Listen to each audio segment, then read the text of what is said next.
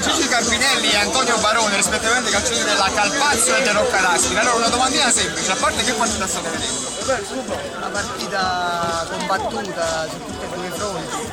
Il Capaccio 2 o 3 volte ha messo palla a terra, ha creato delle difficoltà, il Trentinara ben organizzato, ha trovato un gol un po' di fortuna, però ben organizzato e messo bene in campo. Antonio invece ha messo palla del mio amico. No, io a te invece chiedo un giudizio su Carpinelli giocatore. Carpinelli Poteva giocare a livelli un po' più.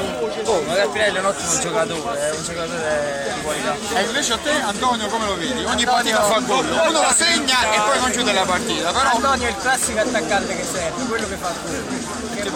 Che magari a volte uno dice che cose, come fanno gol, l'importante è fare con lui, è uno di quelli che fa gol. Secondo voi come finisce questa partita? Ce la potrà fare il Capaccio Pesto? Secondo me 1-1. Grazie a Gigi Carpinelli e Antonio Barone.